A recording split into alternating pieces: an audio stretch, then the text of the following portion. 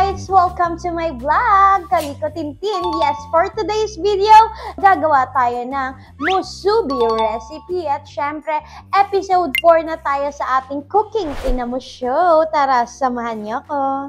Syempre, ang una natin gagawin ay gagawa muna tayo ng teriyaki sauce. Yun ang gagamitin nating sauce para sa ating luncheon meat. At syempre, meron tayo ditong oyster sauce, soy sauce, any brand po ito kung anong available sa inyong mga kusina. At syempre, meron tayong vinegar. At hindi rin mawawala ang ating sugar. Isan lang natin ng medium heat. Ang una nating ilalagay ang ating soy sauce. So, any brand po ng soy sauce, kung ano lang ang available sa bahay nyo. Meron naman mabibili sa mga grocery, pero gusto ko ipakita sa inyo na ito ay pwedeng-pwede din natin gawin sa ating bahay. Diba? At syempre, kung gagawin mo tong pang business, lalo na sa mga estudyante, talaga naman patok na patok to. Ito yung mga nagte-trending ngayon. Ngayon naman, lalagyan natin ng vinegar. Syempre, para saan ba ang vinegar? Wala tayong mirin, so ang ilalagay natin is suka. Kanina, ngayon mag-a-add tayo ng konting water lang. Lalagyan natin ng sugar. Tansyahin nyo lang guys ang paglalagay nito. Dagdagan pa natin. Ang bango talaga naman. So, ayan, natin halu-haluin lang to. Aantay natin siya maging, yung sticky ba niya? Parang yung caramel, ganun yung magiging texture niya dapat. Tingin ko okay na talaga to. Ayan guys, tingnan nyo. Ganito yung texture na talagang inaantay natin. Ngayon, okay na siya. Ating isa-set aside lang natin muna siya. Meron tayo ditong luncheon meat. So, pwede nyo tong hatiin sa 9 or 10. Depende sa trip nyo. Pero kung mga pangbenta nyo, feeling ko okay na dito yung 10. Yan. So, meron na tayong nahiwa ditong 10. So, ito yung ginawa nating sauce kanina ating itatabi dahil dito rin tayo magpiprito ng ating spam. So, ito na ang ating spam na nahiwa kanina. Meron tayong 10 na na-slice. So, ayan. Konti lang yung ating nilagay since na non-stick naman po ang ating pan. So, ito, marami naman din kayo mabibili nitong ating Korean luncheon meat. Nabili ko lang to sa supermarket na 100 plus. Kung ikukumpara natin siya sa spam, mas pricey po talaga ang spam. Pero kung sa bahay lang naman at trip mo lang naman kumain, bakit hindi pa spam, di ba? Pero kung pang negosyo, ito, talaga namang masarap siya. Yan. So, maglalagay na tayo.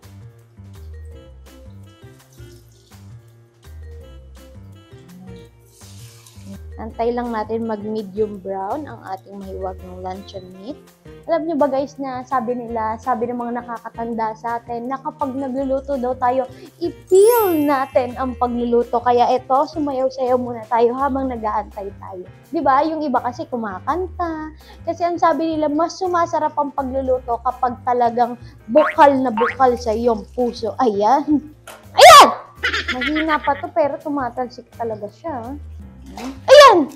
Ayan! Yan guys, huwag kayong masyadong matakot kasi hindi naman talaga nananakit to.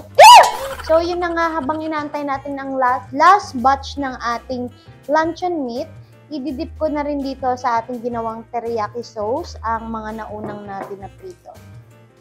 So dip lang natin siya para mas lumasa yung ginawa nating teriyaki sauce.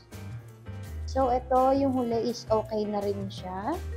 At yung ating mga na-dip kanina, is ilalagay lang din natin siya dito para mas kumapit yung ginawa nating teriyaki sauce. Ayan. Grabe! Naamoy ko na talaga siya. So, ayun na nga guys, natapos na ang ating pagluto ng sauce at pagprito. Ngayon, nandito na tayo sa balutan time. At syempre, meron din akong binili na nori. Ayan. Ating hahatiin lang siya ng 10. Ito, 1, 2, 3, 4, 5. So, ito yung nasobra sa atin. Hindi natin ito itatapon kasi pwede natin itong gupit-gupitin dito. Dahil dagdag pampalasa rin siya dito sa ating rice talaga. Balutan time na tayo! At syempre, meron din akong in-order sa ating Orange app, yung panghulma para hindi na tayo mahirapan na maghulma. So, maglalagay muna tayo dito. Naluto na natin ang ating luncheon meat na may kasamang teriyaki sauce. At syempre, yung in-slice natin kanina na nori, may egg na rin tayo. So, kukuha lang tayo ng kaunti. Yan, dagdagan pa natin yan. Yan. So, yan, dagdagan natin. I-push lang natin siya. At okay na. Kuha ulit tayo ng ating isa pang luncheon meat. So, habang tumatagal, matututo na rin kayo kung paano ba dinidiskarte natin ang pagbalot nito. Ang tamang diskarte ng pagbalot. So, yan. Ganyan ang ating gagawin. Okay. Diba? Perfect. At syempre, ating guguntingin ng ating finger. So, ang pagbalot nito, para lang tayo nagbabalot ng candy. Wow! Diba? So, meron na tayo. So, ayan, natapos na ang ating una. Perfect! At syempre, i-upgrade natin to dahil classic pa lang to. Gagawa pa tayo ng isa. Ayan. So, i-push lang uli natin siya. Kung paano natin siya ginawa. At syempre, meron na ako ditong egg. Naprito ko na siya kanina. So, ating ilalagay. Maglalagay rin na rin tayo ng konting mayonnaise. Diba? Magkakaroon ladies' choice. Ang mga pinipiling choice ng mga mami. Aray ko! Diba? Pang-commercial na ba? Grabe, nagbabalot pa lang ako, talagang excited na ako sa ating tikiman. So, ating ilalagay na ulit. Tatanggalin. After nyan, kunin natin ang ating nori. So, tulad nga ng kanina kung paano natin siya binalot. At ayan, talagang kitang-kita nyo naman yung layer by layer niya. So, ito yung classy.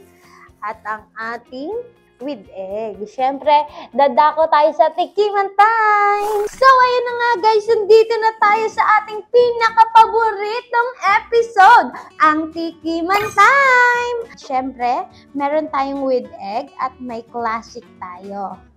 Ating titikman. So, hihiwain ko lang sa inyo to guys kasi gusto kong ipakita sa inyo kung gaano siya kahirap hiwain. So, ayun na nga, ating nahiwa na. Tingnan nyo naman siya. Grabe. O, diba? Kitang-kita nyo yung layer by layer niya. So, ayun na nga guys. Nahiwa ko na rin siya. Ayan. Diba? Perfect. So, ating titikman muna ang ating classic na to.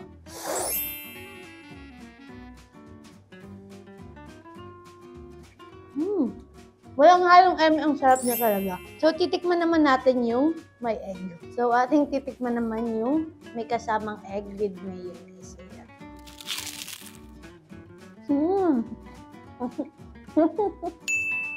So, ayun na nga guys, natapos na natin ang ating musubi recipe at talaga naman 10 out of 10 ang ating niluto. Kaya kung gusto niyo rin i-try, tapusin niyo ang aking video and don't forget to like, share, at syempre, subscribe niyo po ako at pindutin niyo ang notification bell. Bye-bye!